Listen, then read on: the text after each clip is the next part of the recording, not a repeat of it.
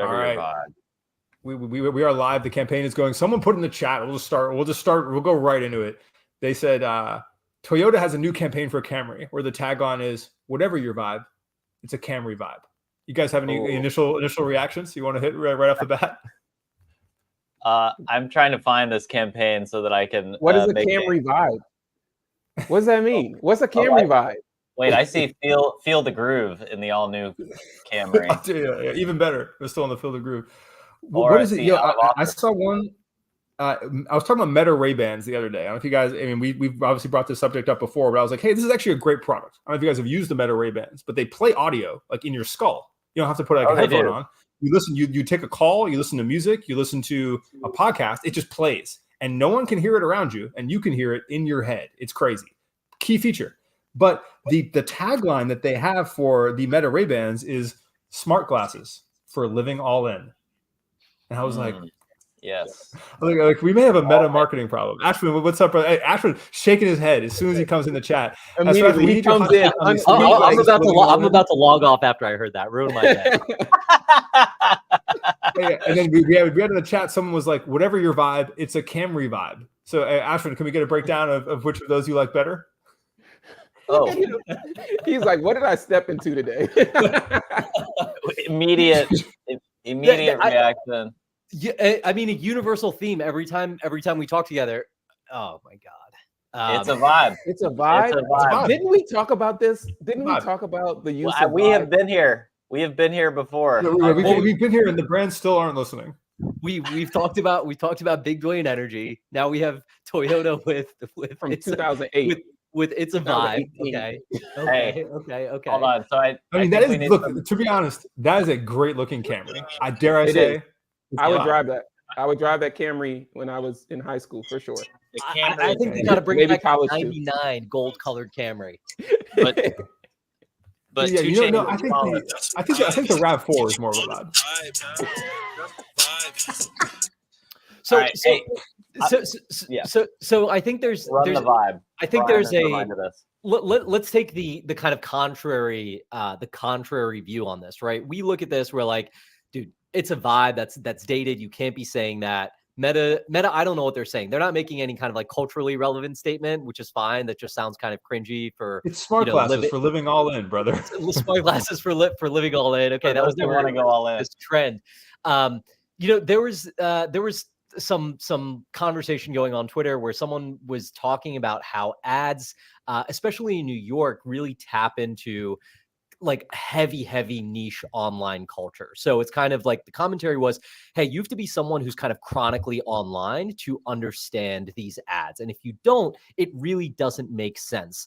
And there was some responses where, I think Buc-ee's in Texas does this all the time with their ads, like ads that reference very kind of like in the moment online culture. And if you miss that, or if you're not like in on all the TikTok trends and Instagram trends and latest kind of like language, it's not going to make any sense to you. Mm-hmm. And so part of, I think all of our takes are, hey, this is like dated. That's not really hitting the mark. And I think maybe the contrary take here is like, hey, the audience that's maybe buying the Camry is a little bit older. They're not actively online. And like, it's a vibe, maybe just like working for them, and they're like, "Oh yeah, that sounds cool." I don't know. I don't know how much I can defend this tagline per se. This it's a vibe tagline. Like, would this be showing up in a commercial spot inside a movie theater prior to the Civil War movie, or is this what is a? Well, they've actually like they're pretty detailed in like where this is all rolling out. So it's like The T2 agency team includes Saatchi and Saatchi. Yeah, that's all I need. A T-squared marketing model. Here's what's throwing me, at least from what I remember, and maybe y'all grew up different, but in the South, the Camry was like the car when a lot of my peers graduated high school, going into college, if their families could afford it. It was like the entry-level car that a lot of folks were getting. And so from my knowledge, it was a younger car, but it was also maybe more of a multicultural like marketing play opportunity as well from a price point standpoint. So for me, I'm looking at this and I'm looking at this ad, and these people look young in this ad, and it just doesn't make sense to me to say it's I'm going to set a stage here. There's a Japanese businessman. There's a black father. They're shaking hands. It's a vibe.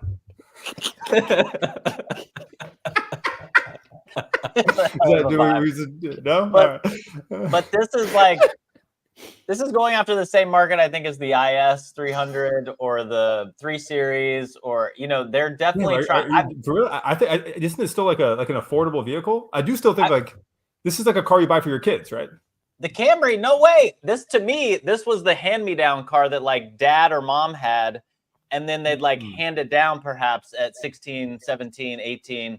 But these things they're proud of these things. I mean, I bet you starting price on a Camry, like all tricked out like that, is probably 60 grand, 55. 60 grand for a Camry? Nope. Yes, absolutely. Hold on, I'll find it right now. This is going to be hot out of touch for the Bimma brothers. It's gotta be starting like MSRP 28,400. Thank goodness. Okay. Thank goodness. Oh my God. Model shown though. Jordan been in Dallas too long. I'm saying Jordan been at the Woodlands. You know what I'm saying? It's just I'm gonna build. No. I'll build you a Camry that's at those prices, and it'll get up there. Like, if I put some dubs on it, it's gonna be. Well, I mean, if it gets the full Dallas treatment. Okay, what's the NFL mod plot? This looks smaller than the bigger Camry. I don't know how we got here. We got this deep in already. While Jordan we got deep on Camry. Maybe we jump right into the. So Bimma, I really enjoyed your take on Tyler, the Creator, for Supreme. I had a slightly different take, but I'd love to get yours zipped out there for the audience so they can understand a bit of what's happening and why, and then we can dive in. Jordan, don't stop building the Camry. We need to know the final price. But I'm going to do that in the background, y'all. Don't you worry. Okay, so on the Tyler front, right? The Tyler Supreme thing, right?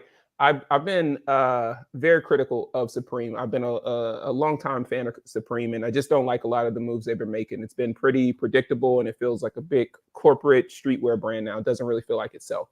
And so to me, Tyler being a creative director with Supreme, which wasn't what was announced. It was more of like internet chatter of like, yo, this would be dope. It doesn't make sense to me because Tyler already has all of his own brands now. And Tyler, in my opinion, is more relevant than Supreme is currently today. So I personally don't understand why he would take his focus off of his own things to go to Supreme other than live back in like the early 2010s. So this is what's it? Devil's avocado, as they say. I look at this like, so Tyler has his own brands. Tyler's an amazing designer. Golf Wang is amazingly designed. What he did for Louis Vuitton I thought was really good. I think he has basically the eye, acumen, and taste to go wherever he wants to go. That said, I don't think the sales are there, right? He did one Lacoste collection that don't think sold very well, didn't go anywhere, did not repeat. They did that Louis Vuitton collection. That's I remember when Kid Super did the Louis Vuitton collection, those Kid Super bags were everywhere. Like, and the people had them, the ones with like the face and stuff. It was like, oh, this is a thing. That is not the case with the Tyler Louis collection, right? It was more of a look, we're showing a spotlight to this young designer who's incredible, who's going to be somewhere, makes sense in the Pharrell canon, but like it's not moving units. And then like Golf Wang, super cool, interesting brand that I think he's doing a really interesting job with.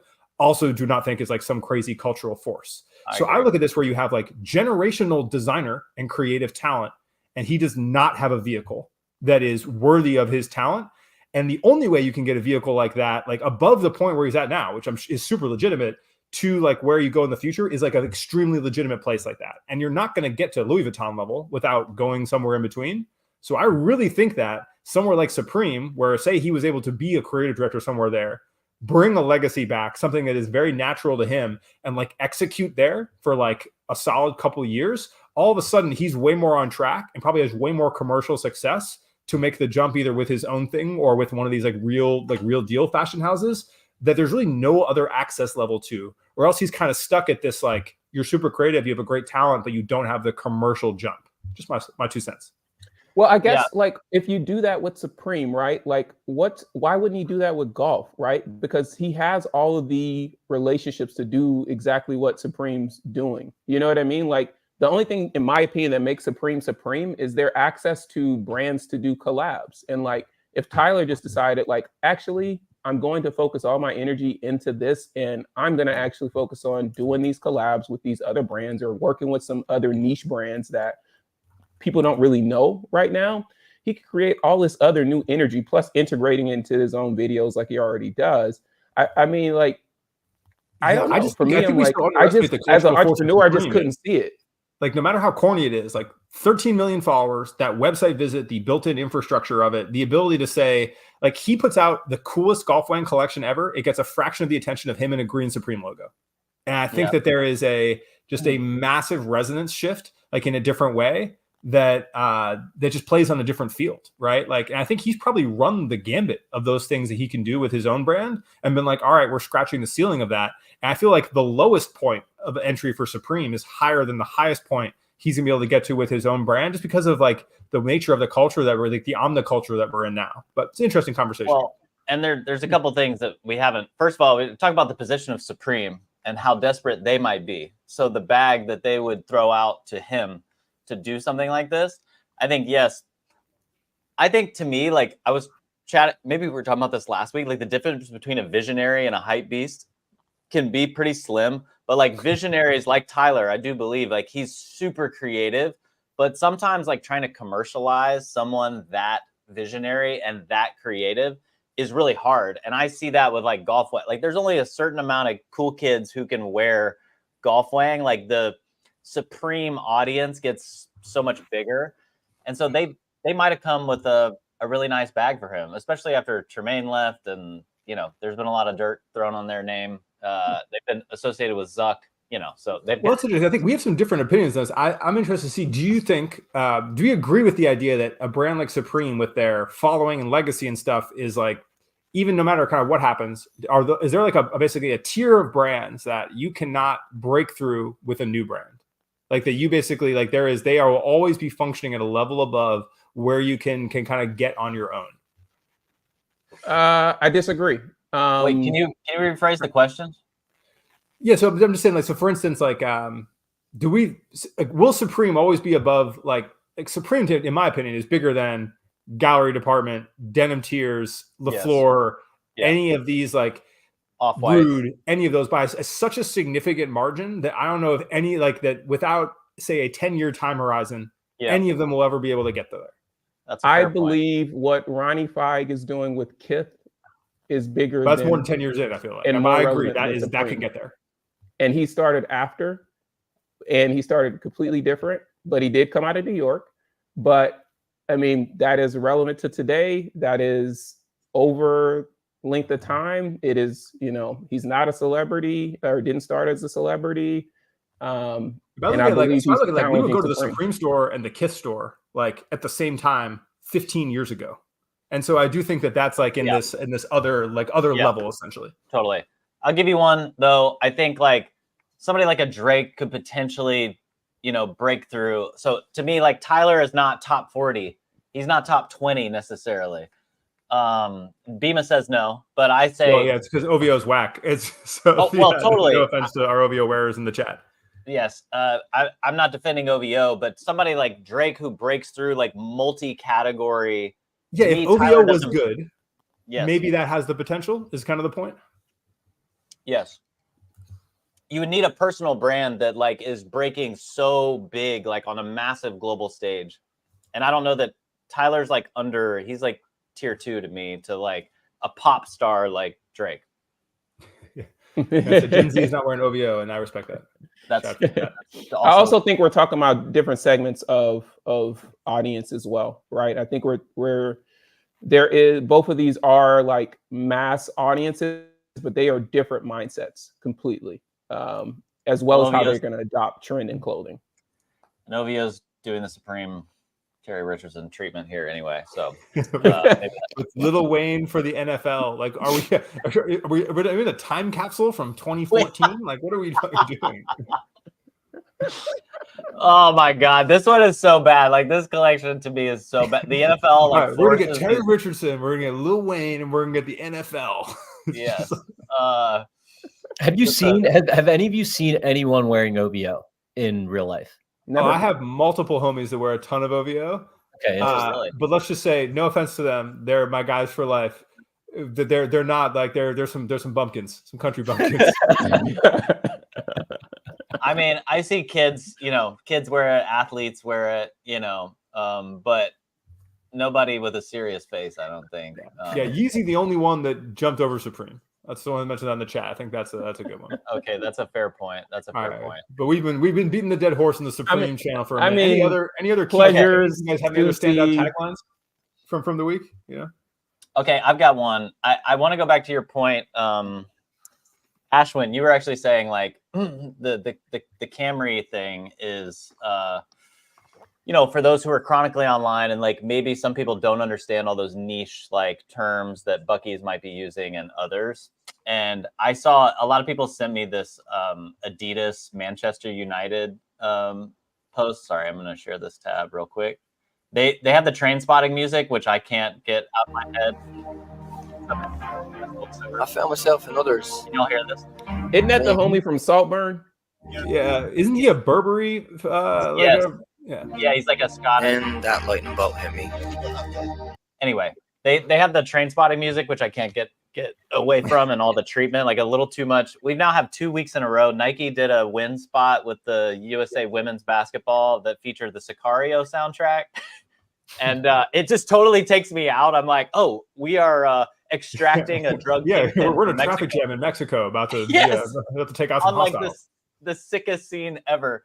And this one is like just takes me back to train spotting. But a lot of people are like, what are your thoughts on this piece? And I don't really get it, to be honest. Like, I love the music. I think it's a beautiful thing. But there's so many little niche things that I don't get, which actually kind of tells me I think it's probably pretty good, because I bet you it's very deep in like Man U culture. And I'm not like a deep follower of,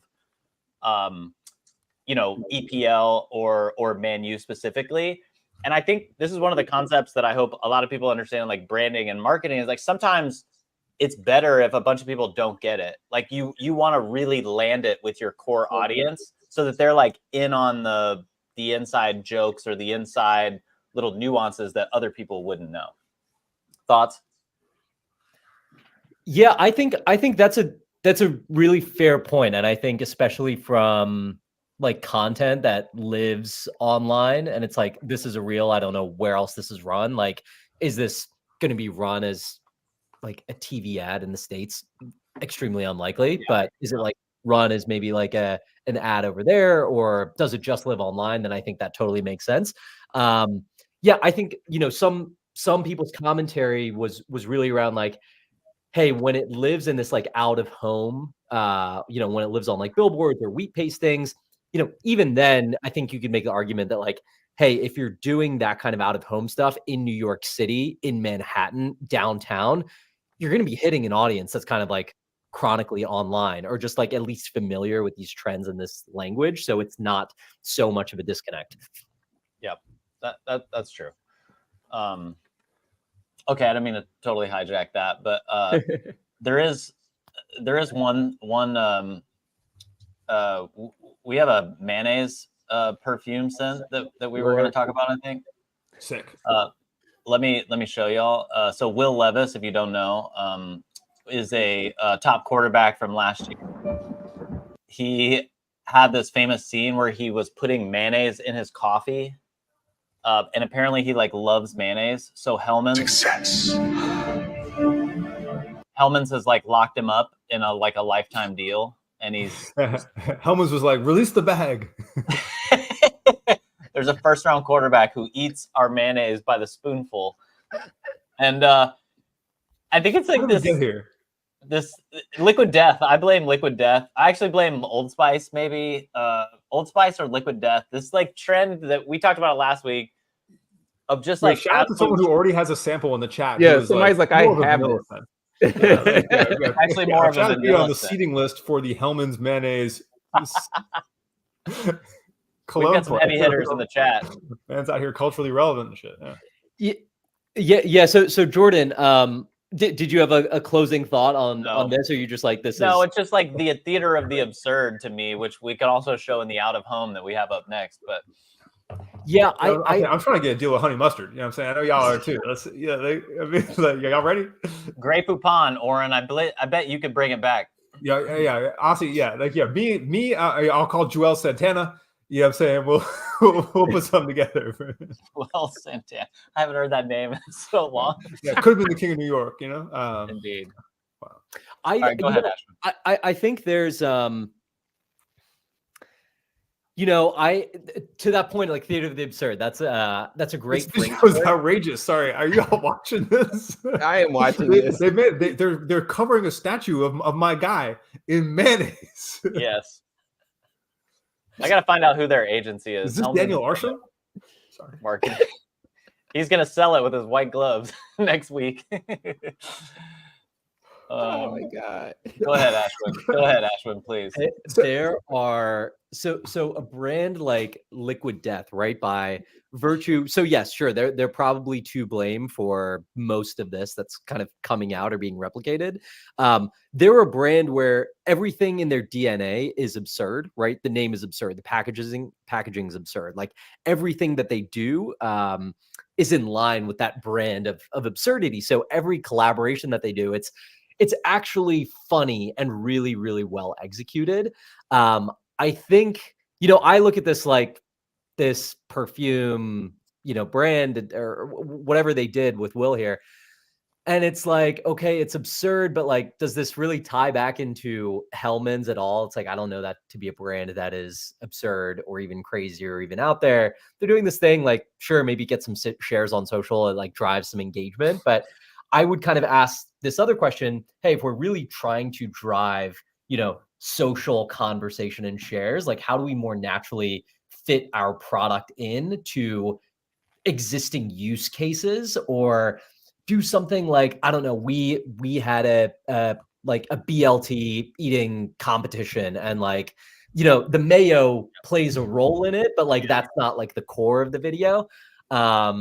I think there's other ways to kind of like get that traction that isn't just like, hey, let's do the most preposterous thing possible. I agree with Ashwin. It feels kind of like Me Too, kind of trying to play in the lane of a trend of some other brands, but it doesn't quite seem authentic to them. Now, at the same time, I will say this is the first time that I've talked about Hellmann's maybe in like 20 years. Okay. Yeah. So I will say, like, as a marketer, hey, you got attention. Now, to Ashwin's point, how do you keep the attention? And it's got to be a bigger strategy than just shock and awe with no actual substance.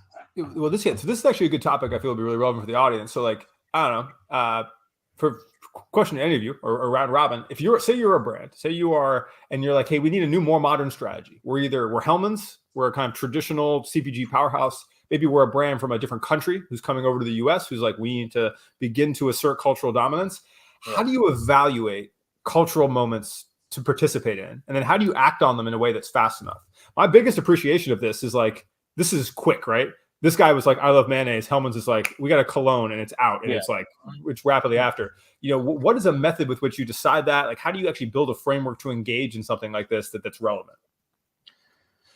Well, I mean, we always had like at Nike, we'd always have like key sport moments is what we talked about, and so those are obviously the biggest places of conversation. This quarterback, Will Levis, leading up to the NFL draft, is the one who did this like mayonnaise thing. And I think it was in one of his draft interviews in prep that they figured out that he like put mayonnaise in his coffee, and it went pretty viral. And so that's crazy. Straight up, just like I would want, if I'm lining up, you know what I mean? He's on the opposite side.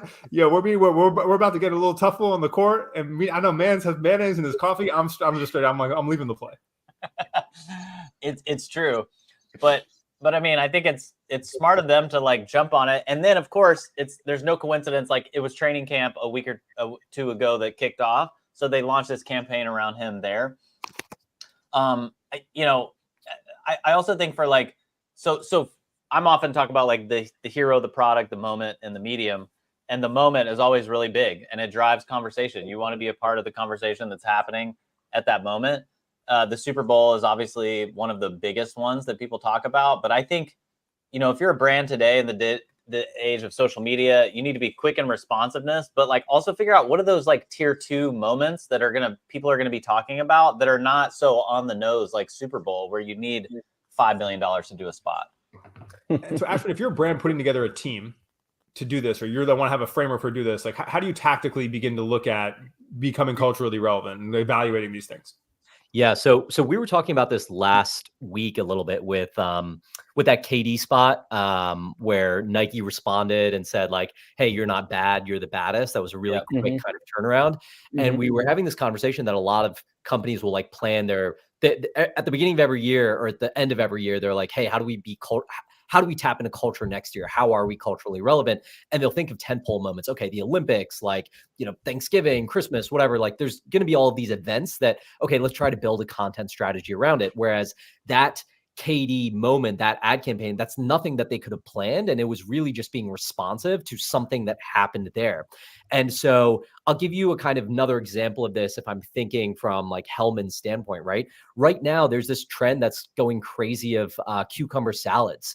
My wife the other day is like, "Hey, when you go to the grocery store, pick up like 4 packs of cucumbers." We never buy 4 packs of cucumbers, right? I'm like, "What is going on?" And she's like, "No, it's a thing. Everyone's making these salads." And she makes the salad, right? And then I pop open TikTok and it's like these videos have millions and millions of views. Everyone is talking about making these cucumber salads. Yeah. Demure cucumber salad crossover when? I'm just asking. Yeah. What went crazy, right? And so my question, so how I'm thinking about this as a team is like, okay, if I'm thinking about how to even respond to this and insert myself in these conversations or trends in a creative way, not just hopping on the trend for one video, it's okay, how am I building a team? And this could be just like it could be one person, it could be part of one person's role. It's like every week, I just want like a recap, or every like 3 days, I want a recap of like, what are you seeing that's trending? What's hot right now? Not necessarily from a memes. Well, in a way, this is kind of a meme, right? The cucumber salad is a meme. It's this mimetic like thing that's moving like light speed. I just want to know and be so on top of what is happening. Oh, there was 200 million views on this trend last week. Okay, that's interesting. Is there a way that we can engage in this in some creative way in the next 48 hours? How do we put out content around that? Like a product. A big back end to that too is you have to have the framework for quick engagement, right? Basically, exactly. Right. You got to have the team set up. Yeah. This is something we work through a lot. It's like, all right, what's that checklist? Like, if we want to act on something quick, okay, it's Bob approves it versus Jane, and this goes through blank and blank, and we actually work through that to get some tactical execution. Bimma, can collabs happen this fast? Like, what's the like, how do you speed track a collab like this Hellmann's thing? Well, this has to be signed off all the way at the top. You have to have a structure where you have a direct line of access to the decision makers at the top that are aligned with this strategy and they want to move forward with it, and they're also aware of the potential risk as well, right? The worst type of strategy is if it's only hanging around at the lower level with the folks that are actually pressing the button, but they don't have the approvals from the top. So you just have all of these chains of breakdowns and bottlenecking where you have to go back and forth and you can never be connected to what's happening in real time. And so, for example, on anything Yeezy, right, we were tapped in directly with the C-suite as well as the board of directors, right? And so we were able to move at the speed of light because it was the brand recognized how important it was for them. So we didn't have all this chain of command to go through. Bimma, whatever happened to Wex, that guy who was always like out in front of everyone? Wex is a consultant, man. He's working on a bunch of independent stuff right now. I can't speak to his non-competes and NDAs, but he's cooking. Okay. Anything else from this week? We are going to do a live workshop with our friend Matt, who's got a cool kids sportswear brand. But what are we missing? No, I think let's pop into it and do it. We can let the comments dictate if we go on any other subjects. Yes, totally. Okay. Silly social media. Yep. The one thing that I would just add to Ashwin's point is like, y'all actually even have it right here. Embrace the youth on some other thing. Like so many people I think are just like trying to get a bunch of, senior level people who are top in their career. The youth are who can tell you what is trending this week, what's happening usually. And it's a great way. So, all right. Ladies and gentlemen, we're going to welcome to the stage now our friend and confidant, Matt Amada. Matt, welcome. How do I say your last name? Amada. Amada. Wow. I totally. All right. Matt, You've got 90 seconds to showcase your business, your future, and decide if the Brand Brothers are going to invest up to $1 million into taking this idea to the next level. Shark Tank style. Right. Based on the answers to these questions, you could change your future. All right, now I'm just joking. Matt, what's good, brother? You want to give a quick breakdown for the people of the business you are building? Yeah, absolutely. So thanks for having me, guys. So I was actually at Nike while Jordan was there. We crossed paths a few times, but I recently left or was let go as a part of the round of layoffs, and have been working on the background on a kids sportswear brand. I'm a former athletic guy. Played soccer, college soccer, and sports just changed my life. And so I've being a dad of 3 and having 3 super active kids, sports is a huge part of our family. But I struggled to find quality athletic gear for my kids. And I worked at Nike, so arguably I was way more aware and way more just in the mix from a activewear perspective. And I just couldn't find the stuff that I wanted. Things weren't line planned the way they are like grown-up clothes, and I just didn't see the same kind of innovation that I was seeing on basically bigger sizes. So and the breaking point came when actually I tried to put my daughter into a golf camp in the winter. We live in Pasadena, Southern California, so we're lucky that we can kind of play golf year round. But I ended up having to put her in a pair of Old Navy boys pants and safety pinning the back. And I'm like, wow, this is 2022. I'm like, this feels really bad that it's 2022 and I can't find something decent to put my daughter in to play sports in. So so I've been working this for like a year and a half now. We're doing dual gender. We're focused on golf and tennis to begin with, to try to niche down and not just be super broad. And so we just launched kind of a soft launch, our first collection here about a month ago. And I've been talking, Oren, I did the Cut 30 with you and Colin a few, I think, rounds ago. And I was previously more of like a passive consumer when it comes to social. And now I'm trying to step in to be a little bit more of an active participant while launching this brand, and like trying to be both a founder as well as like tell the story and create content. And so I was just texting with Jordan a week or so ago and just saying, man, like I've got like friends and family that are following me on social, and they've been great and really supportive and kind of early buyers of the brand. But like, if you were me and you don't have a huge social following, like early brand just starting to launch, like how do you think about like driving awareness, driving traffic? I think my product speaks for itself. Like I spent, again, like over a year and a half on it, and I think it's really, really good and really high quality. But it's like, that's just me, an opinion of one, thinking that like I need to like get some awareness and just traffic and like get the conversation started. So that's kind of in a nutshell what I'm doing. Well, Matt, I mean, thanks for sharing that. You got an opinion of 4 more over here who are advocates. My wife literally this morning put my daughter in that dress and she was like, I want that dress. Like, how do I get that? I've got a comment here of Daniel. I'm going to guess that Daniel doesn't have kids or doesn't appreciate sportswear, because I have seen this for about 10 years. He's like, have you ever heard of Dick's Sporting Goods? Yeah, absolutely. We have. Have you ever been to Dick's Sporting Goods and actually bought something for your kids there? It's crap. So like, if you don't appreciate maybe finer sportswear or haven't experienced like a nice product like a Lulu or a Legend short or something, then you know what the kids are getting. And so talk to us about, like, you've done some manufacturing, like what you're obviously getting really good product. Like what has that process been like? And then maybe we can jump into some of the marketing challenges you're having. Yeah. I mean, the manufacturing process is a whole different beast. I was just, geeking out and watching a little bit of Oren's travels to Guangzhou. I'm manufacturing in China. I couldn't find anybody else to like manufacture and take me on based on my MOQs. So I was only doing like a couple hundred. I didn't want to like sign up for a huge dollar amount. So a couple hundred per styles for an MOQ. And China was the one place that would kind of take me on. And that's, but it's been a typical kind of like tech pack, get a sample, make some changes. Again, I'm lucky that I've got my kids that have kind of been my fit models and kind of sizing to get adjustments and feedback from them, and then tapping into our local community for also some kind of feedback and like real-time thoughts and ideas, and kind of pushing kind of on the pressure points that I was feeling. And then, we went through 3 or 4 rounds. I think the unfortunate thing is, honestly, I designed, or we kind of like scoped this for summer, to be like, summer like vacations, summer camps, like summer celebrations, summer holidays. And because of like a number of like reasons, we just missed summer. Like we didn't actually get product till end of July. So that's been like, and so to try to launch a brand right now is hard, given kind of just the climate around the election and everything that's happening, but also it's end of summer and it's like people are on vacation, and it's just that. So that's been hard, like that. That just kind of lining up calendars. But yeah, like I said, I feel really good about the actual like quality of the product. Just a matter of like trying to get in front of more people. All right.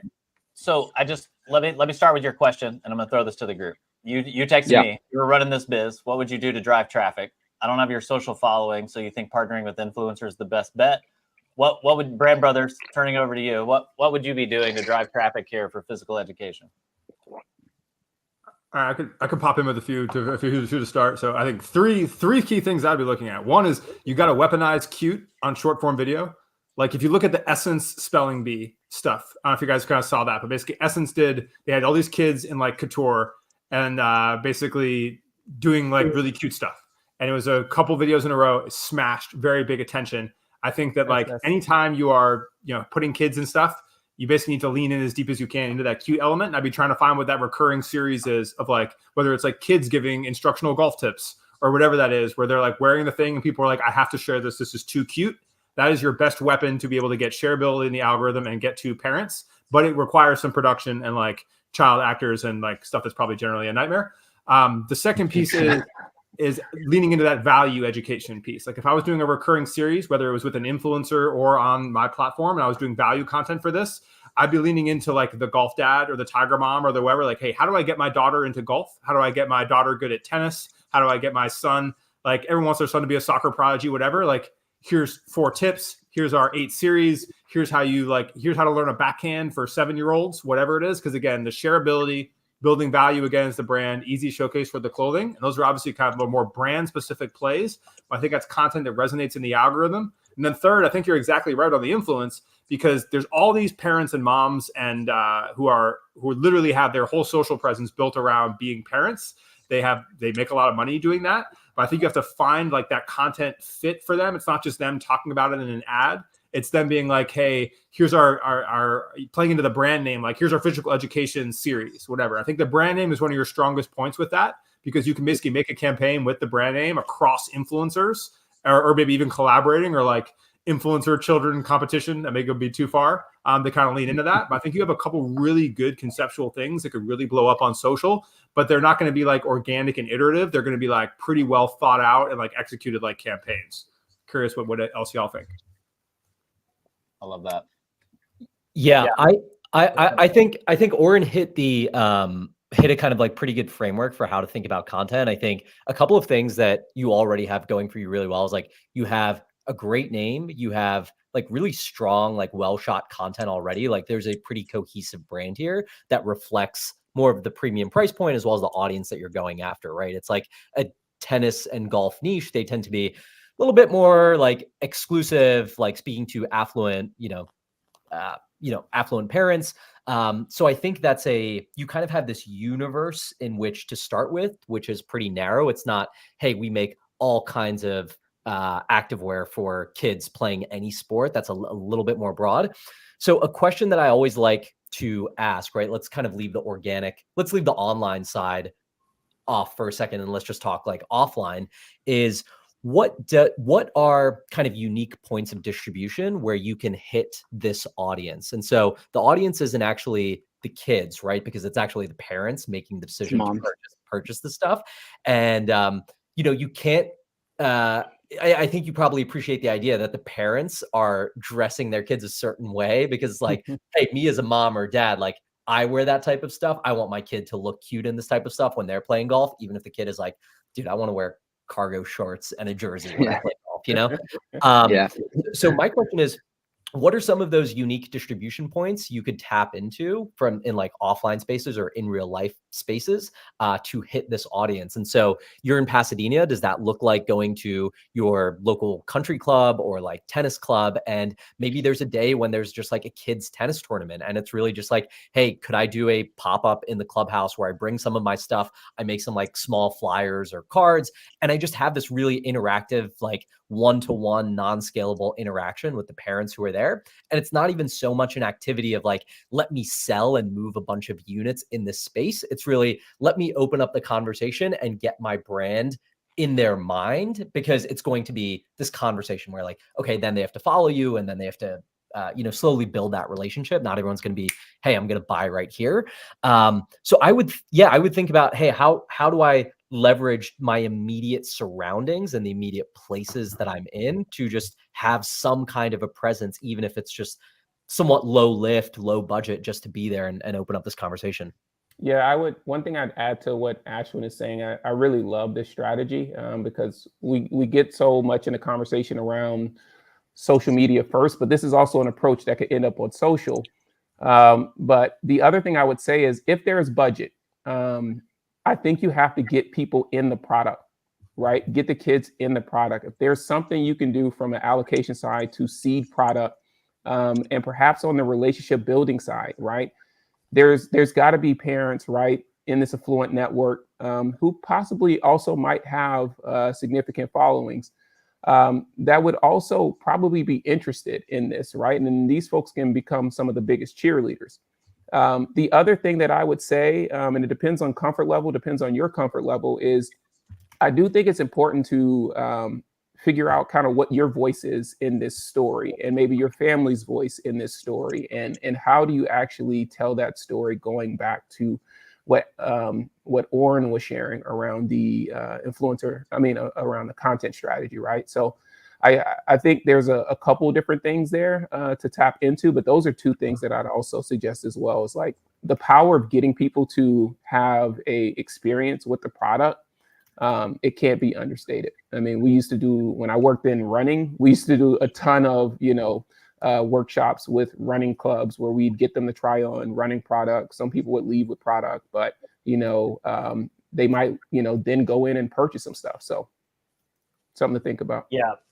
Yeah. I think this, there's a couple of people in the comment, like Nikki was talking about farmers market and smaller places like that. I think that's right. But I think Ashwin's like suggestion of like a youth tennis tournament, a youth golf tournament, youth golf clinics, like maybe it is those places where kids are learning, maybe less like, I feel like there's a bit more of a community vibe in those places where everybody's kind of learning. You could do seeding at the like top tournaments or those top kids. And I do think, I couldn't find it here, but there's a lot of these young, like I know in golf specifically, there's these young like kids who have these swing prodigies, who are incredible swings and often like really cute, charismatic kids.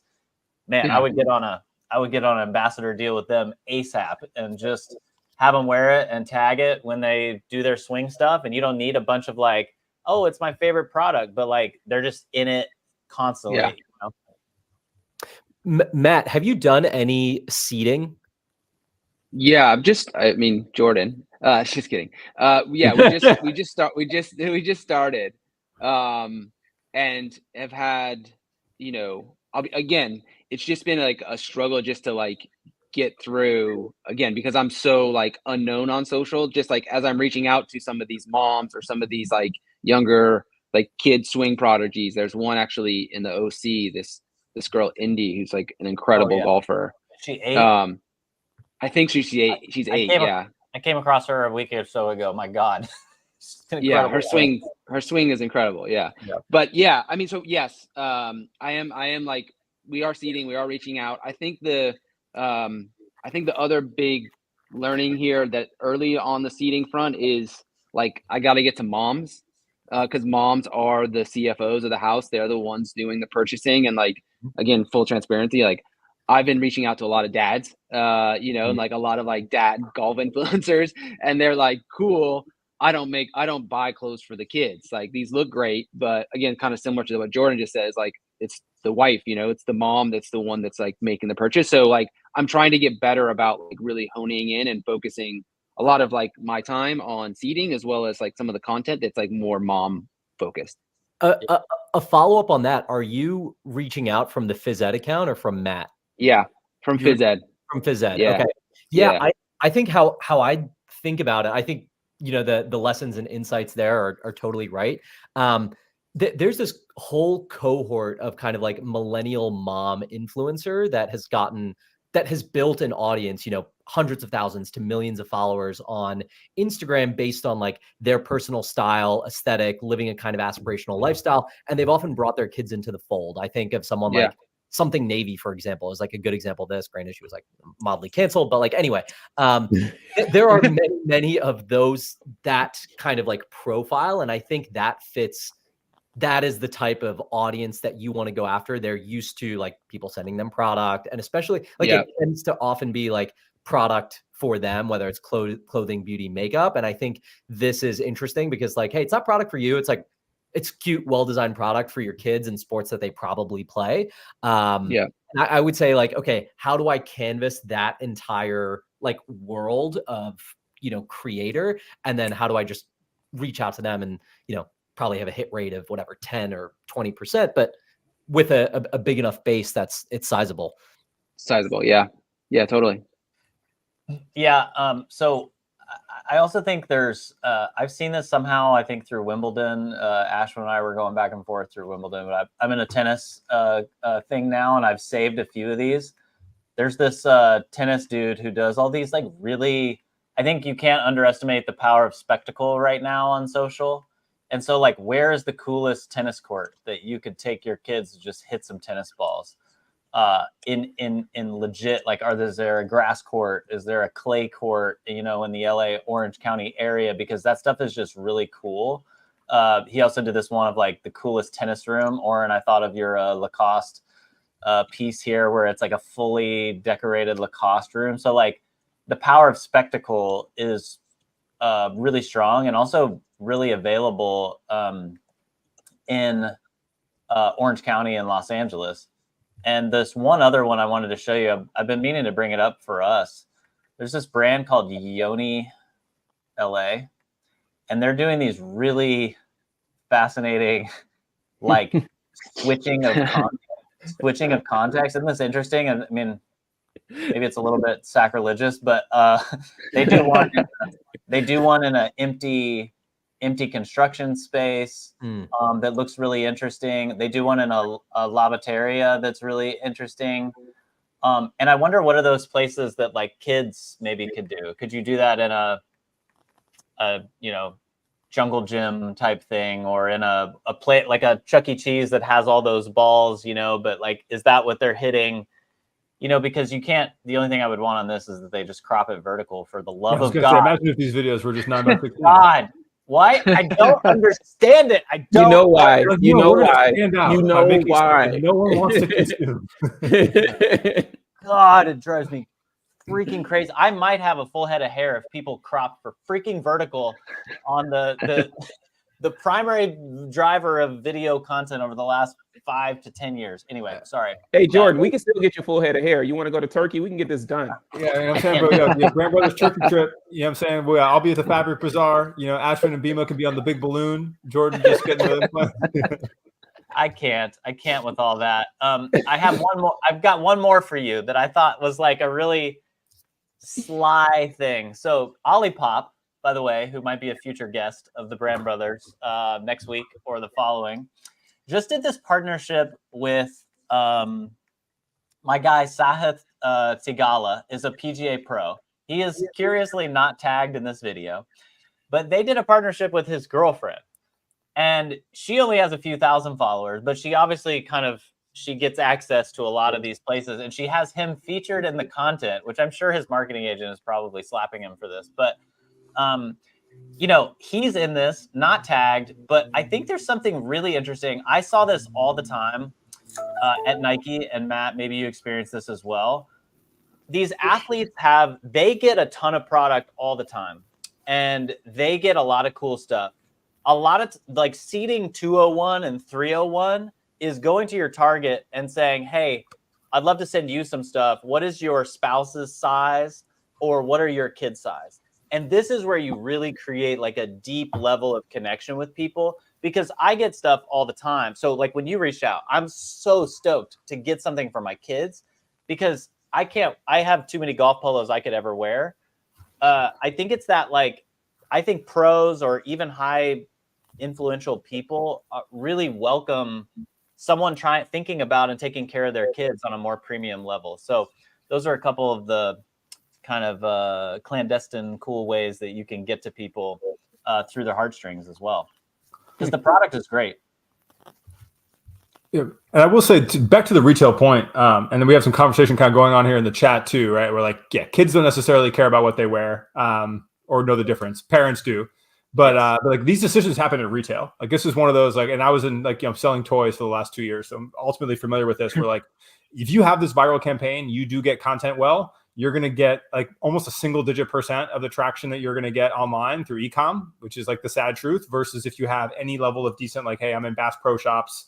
Hey, I'm in, even like Tractor Supply, which is massive, obviously Walmart, Target, like any of those. But like, I think still before any of this, like even like the retail presence is going to be crucial to actually convert that back end of any social that gets done, because I think almost all these purchases are happening still, like the vast majority inside that segment. Like we get my kids stuff at Zara all the time, like in some, like occasionally some Baby Rick or whatever, but like it's a very, it's like, I think that they're like, but the nice part about content with that, and this is something that applies to every kind of demographic for other people in the chat, is like you start to get some content traction and you go to have the retail conversation, it's much easier.